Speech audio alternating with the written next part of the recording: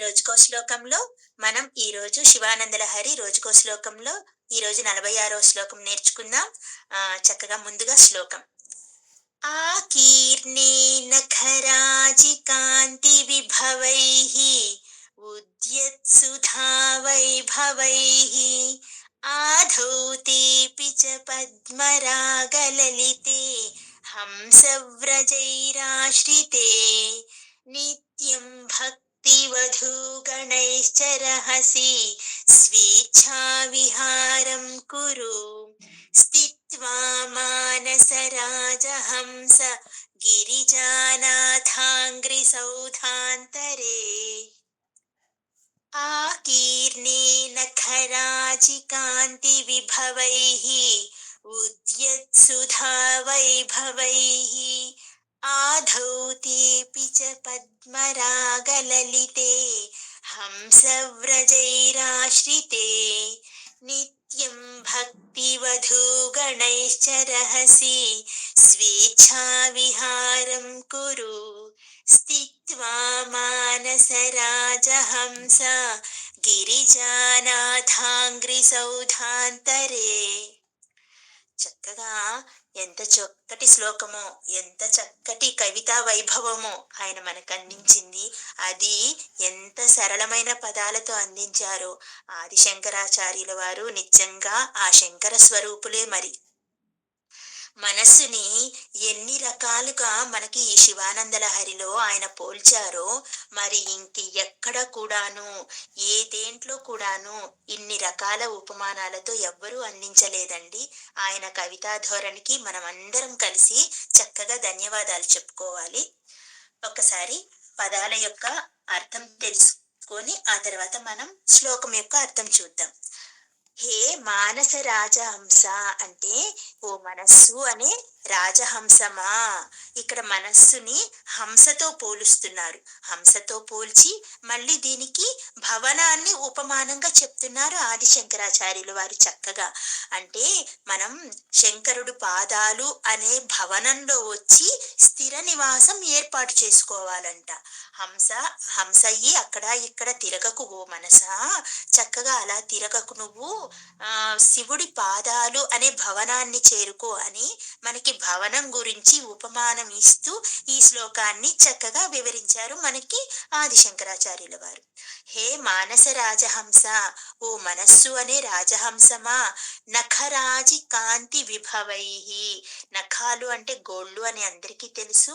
గోటి వరసల యొక్క కాంతిశయముల చేత అంటే ఆయన పాదాలని మనం ఆశ్రయిస్తే ఆయన పాద గోటి నుంచి వచ్చే కాంతి. మరి ఆ పాద గోటికి కాంతి ఎక్కడి నుంచి వస్తుంది? చక్కగా చంద్రుడు తన యొక్క అమృత కిరణాల ద్వారా ప్రతిరోజు శంకరుడి పాదాలను కడుగుతూ ఉంటాడంట. ఎంత చక్కటి వర్ణన! చంద్రుడు చక్కగా తన అమృత కిరణాలతో శంకరుల యొక్క పాదాలను కడుగుతూ ఉంటాడు కాబట్టి ఆయన కాలి గోటి నుంచి వచ్చే కాంతికి అంత చక్కని నిండుతనం, అంత చక్కని అర్థం ఉంది. ఆ కీర్ణే నిండి ఉన్నదంట. ఉద్యత్ సుధా వైభవైః ప్రతిదినము దినదినము వృద్ధి చెందుతున్న చంద్రుడి యొక్క అమృత కిరణాలు వ్యాపించటం వల్ల ఆ నఖాలకు అంత మెరుపు వచ్చిందంట. ఆ ధౌతే అంటే మళ్ళీ ఇంకా శుభ్రపడినది.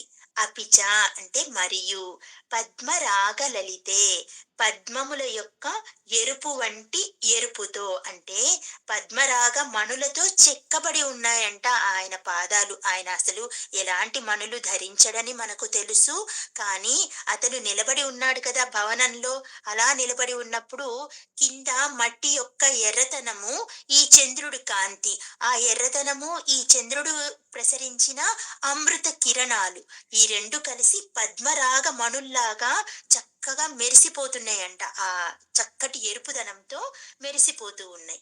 హంసవ్రజైః హంసమంత్ర ధ్యాన పరుల సమూహాల చేత అంటే ఆయన పాదాలు అనే భవనంలోకి హంసల గుంపులన్నీ ఆల్రెడీ చేరిపోయినాయి అంట. ఎందుకంటే వాళ్ళందరూ తెలివి గలవారు, వెళ్ళి చేరిపోయారు. మనమే ఇంకా తెలివి లేక నిదానంగా ఉన్నాం.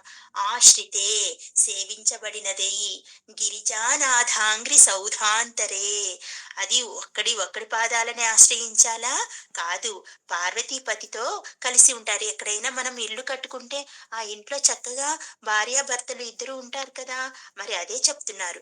గిరిజానాథాంగ్రి సౌధాంతరే పార్వతీపతి పతి యొక్క పాదమనే మేడ లోపల రహసి రహస్యమందు భక్తి వధూ గణైః సహా భక్తి అనే భార్యలతో కూడి నిత్యం ఎప్పుడును స్వేచ్ఛా విహారం ఇష్టమైన సంచారాన్ని కురు చెయ్యి. ఎంత అందంగా చెప్పారండి. మనకి ఇక్కడ శంకరుడి యొక్క పాదాలను ఒక భవనంగా భావించమంటున్నారు. ఆ భవనంలో మనందరినీ మన మనస్సు అనే రాజహంసని అక్కడికి వెళ్లి చేరుకోమంటున్నారు. నువ్వు అక్కడ ఇక్కడ విహారం చేయకు, వచ్చి చక్కగా ఆ భవనంలో విహారం చెయ్యి. అది ఎలాగా? భక్తి వధూ గణైః సహా భక్తి అనే భార్యలతో కూడా అంట. మరి భక్తి అనే భార్యలు ఎంతమంది భార్యలు ఉంటారండి? ఏంటి ఇక్కడ ఇలా చెప్పారు శంకరుల వారు అనుకుంటున్నారా? ఎంతో మంది భార్యలని కాదండి ఇక్కడ. భక్తి మనకి ఎన్ని రకాల భక్తి ఉంది? నవవిధ భక్తులు అంటాం కదండీ!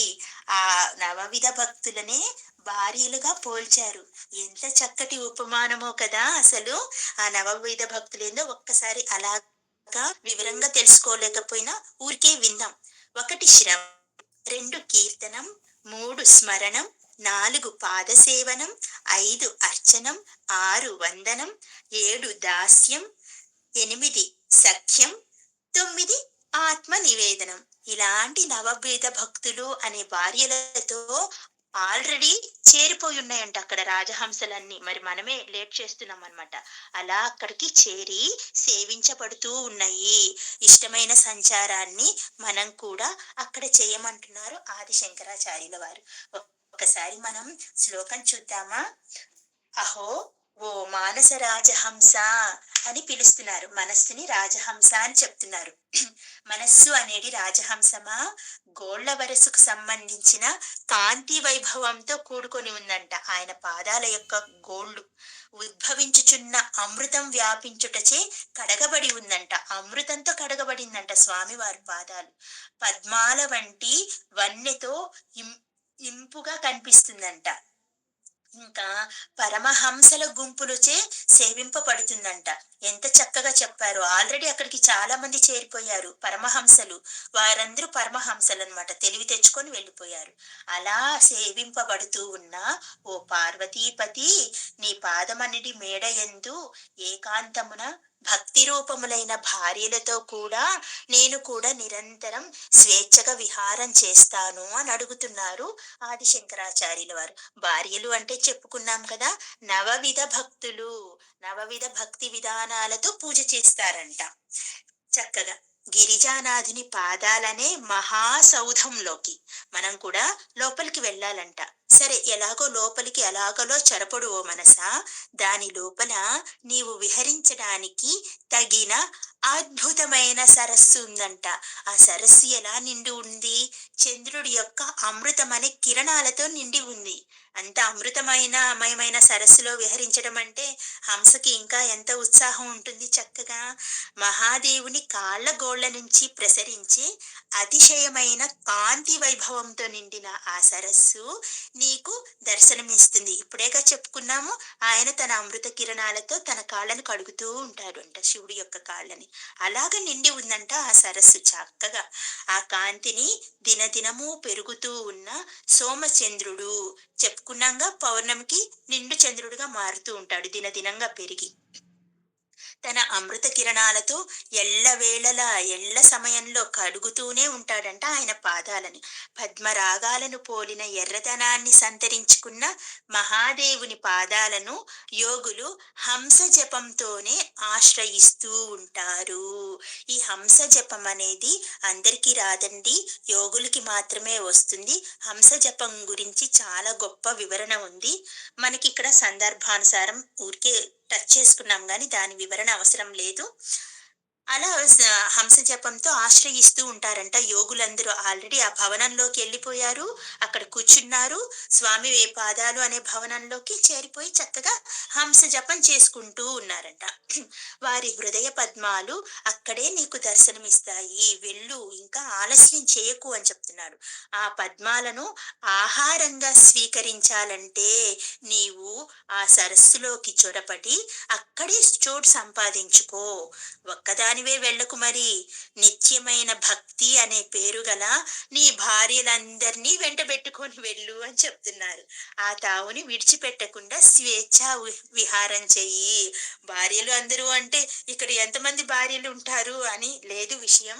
నవవిధ భక్తులు అనే భార్యలను వెంట తీసుకెళ్ళు. ఊరికే వెళ్ళుకో.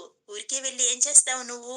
ఈ నవవిధ భక్తుల్ని భార్యలుగా చేసుకొని వెళ్తే చక్కగా అక్కడ మనం చూసుకోవచ్చనమాట. ఈ 9 రకాలైన భక్తి విధానాల్ని మరి విన్నాం కదా! మనం కూడా దేనిలో ఈ విధ భక్తుల్లో ఏదో ఒక భక్తి విధానాన్ని అవలంబిస్తూ మనం కూడా చక్కగా శంకరుని పాదపద్మాలు అనే భవనంలోకి వెళ్ళి కాస్తంత చోటు సంపాదించుకుందామా మరి? ఓం నమః శివాయ.